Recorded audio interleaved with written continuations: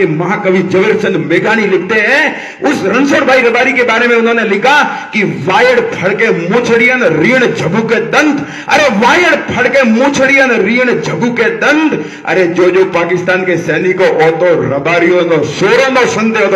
ऐसी लाठी घुमाते। आरएसएस में मैंने कई बार, मैं पहले जाता था जब शुरुआत में मुझे जवानी की नई तरंगे थी, तो आरएसएस की शाखा में लाठी घुमाने की वहां ट्रेनिंग दी जाती थी, लेकिन वहां ट्रेनिंग लेकर के भी हमको लाठी घुमानी नहीं आती है। और एक रेबारी का बेटा होता है, एक देवासी का बेटा होता है, साधारण गांव का गरीब, वो एक नहीं दो नहीं, मेरा ये मानना है और दुनिया मानती है कि रेबारी री डोंग जो पड़े प्रिन तो कम से कम 10 को गोटे करे। मैं कोई हर बजा ताली इस शादी के लिए हुई शुरू ताली के लिए,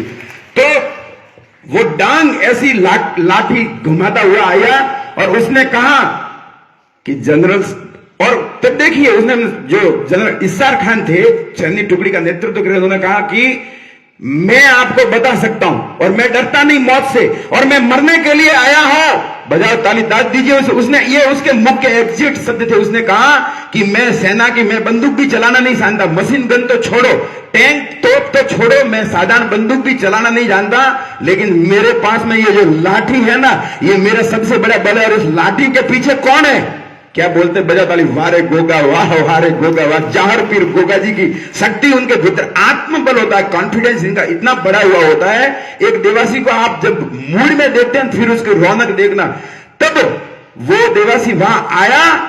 और उसने कहा कि मैं आपको बताऊंगा क्यों, क्योंकि ये पैथापुर गांव के थे, ओरिजिनल है, आप गूगल पे देख सकते हैं। पैथापुर गांव के थे। अविभाजित भारत में जब भारत और पाकिस्तान के टुकड़े नहीं हुए थे, जब अंग्रेज लोगों ने फूट डालो और राज करो, डिवाइड एंड रूल्स की पॉलिसी, गंदी राजनीति खेली और फिर पाकिस्तान और भारत के टुकड़े हुए और वो पैथापुर गांव पाकिस्तान में चला गया। रणछोड़ भाई रबारी का पूरा परिवार पाकिस्तान में रह गया और वो इधर उधर मवेशिया, ये भेड़ बकरियों को चराते थे, लेकिन पाकिस्तान के सैनिक उनको इतना परेशान करते थे, इतना परेशान करते थे कि वहां से परेशान होकर के एक रात को पूरा परिवार, इनके परिवार को कत्ल कर दिया गया। और वहां से भागते हुए रणछोड़ भाई अपने एक दो जो घर के लोग बचे थे उनको लेकर के भारत की सीमा में, पहले इतनी तारबंदी वगैरह नहीं थी, वहां भारत में आए। और भारत में कहां आए? बनासकांठा, गुजरात में उन्होंने, जहां की रबारियों का गढ़ माना जाता, बजाओ ताली उन युद्धों के लिए, वो बनासकांठा गुजरात में आए और वहां रणछोड़ भाई रबारी, आज भी उनका परिवार है पीटीआई जी, आज भी उनके घर में उनका एक वो लिखा हुआ लेटर है जो तत्कालीन प्रधानमंत्री लाल बहादुर शास्त्री थे 1965 के, उन्होंने लिखा था कि वारे रणछोड़ भाई वाह, थारी माए कैरो थने धावन धवराइयो के पाकिस्तान के 5000 फौजियों के होते हुए तो अकेला, और हिंदुस्तान के ट्रेंड सैनिक जहां पे पिछड़ रहे थे और वहां पर पे ऐसी दलदली जमीन, मतलब गादो पानी गादो वेन, और वहां पर पे वो एक 10 फुट का दर्रा आया। और देखिए गर्व की बात यह है कि इतने पढ़े लिखे ट्रेंड फौजियों का नेतृत्व कौन कर रहा था? एक साधारण आदमी, रणछोड़ भाई रबारी, बजाओ ताली उसके लिए। वो आगे आगे चल रहा है और उसका जो कद काटी थी 6 फुट का लंबा, बड़ी बड़ी मोछे और रातों 16 के मातम बोधी हो, और वो आगे चल रहा है और उसकी चाल इतनी मतवाली, वारे मालधारी बजाता है। वो चलता जा रहा है और उसके पीछे पीछे सैनिक, और फिर बीच में एक ऐसी घटना होती है कि 10 फुट का एक दर्रा आता है, एक खाई, एक गर्त। तो सैनिक कहते हैं कि इतना कौन कूदेगा और आगे क्या पता क्या है, जमीन दलदली है, लेकिन उसके ऊपर तो बस खून सवार हो गया था रणछोड़ भाई रबारी। जैसे शेर झपट्टा मारता है ना, गुजरात के गिर के जंगलों का बब्बर शेर जैसे झपट्टा मारता है, ऐसे वो शेर, आप देखना कभी डिस्कवरी, शेर जब झपट्टा मारता है तो पीटीआई जी 5 कदम पीछे खींचता है, पहले पीछे जाता है और फिर गोर्राहट के साथ में झपट्टा मारता है। तो वो रणछोड़ भाई रबारी उस नारे को देखा, सिर्फ 5 सेकंड देखा और उन्होंने कहा कि आप मेरे पीछे पीछे तो आ जाओगे, जैसे अभिमन्यु ने कहा था महाभारत में कि मैं तो घेरे तोड़ते जाऊंगा, गंगाराम जी आपको याद होगा, भंवरलाल जी, लेकिन कि मेरे पीछे पीछे आप घेरे तोड़ते हुए आ जाओगे। जब द्रोणाचार्य ने चक्रव्यूह रोसा था तो ऐसे ही रणछोड़ भाई रबारी ने कहा कि पीछे, हाँ, तो सैनिकों ने कहा कि हम तो वेल ट्रेंड है, आ जाएंगे आपके पीछे। तो वो एक साधारण आदमी वहां से उनकी लाठी हाथ में, लागूराम जी,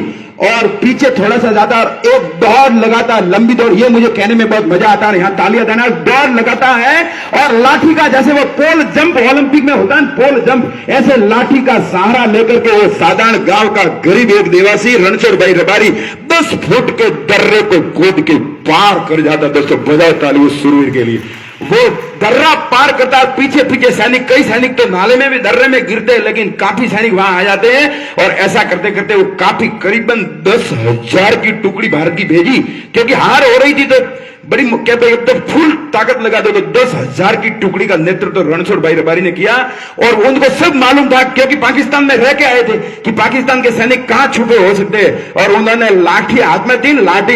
ऐसे ऐसे बजाई कि हाँ पाकिस्तान के सैनिक हो सकते हैं, और वहां वास्तव में सैनिक निकले। उन्होंने लाठी का इशारा किया जैसे बैटरी करते ऐसे कि यहां हो सकते, और फौजियों ने गोलियां चलाई। ऐसे करते करते पाकिस्तान के 1 नहीं 2 नहीं 3 नहीं 100 नहीं 1000 नहीं 1200 सैनिकों को खत्म करवा दिया रणछोड़ भाई रबारी ने। और विद्याकोट जो कि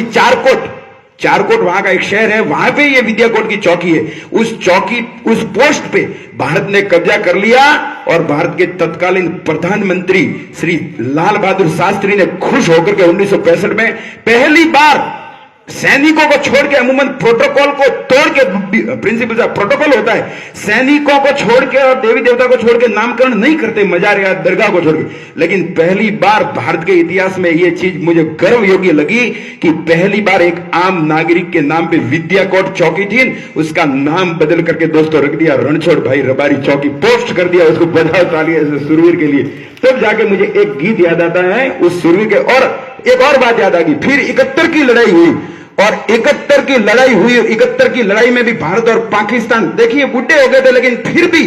5-6 वर्ष के बाद में ये युद्ध हुआ, और भारत के जो जनरल थे माणिक शाह, आपको मालूम होगा इस युद्ध में दुनिया के सबसे बड़े वॉर योद्धा माने जाते हैं, जनरल सैम उनको कहते थे, अमेरिका ने कहा था। माणिक शाह इंदिरा के खासम खास थे, इंदिरा गांधी प्राइम मिनिस्टर के, और माणिक शाह ने कहा कि यार वो योद्धा कहां है, वो रणछोड़ भाई रबारी, उसको एक बार वापिस बुलाओ। तो बुढ़े रणछोड़ भाई रबारी को वापिस बुलाया गया और फौजियों का हौसला बढ़ाते रहे, दौड़ते रहे, शिविरों में, कैंपों में इधर उधर बताते रहे, और 71 के युद्ध में भी उन्होंने अपना भरपूर योगदान दिया, एक पल भी चैन से नहीं बैठे। क्या ताली नहीं बजाओगे उस शूरवीर योद्धा के लिए? तो एक बोल याद आता है,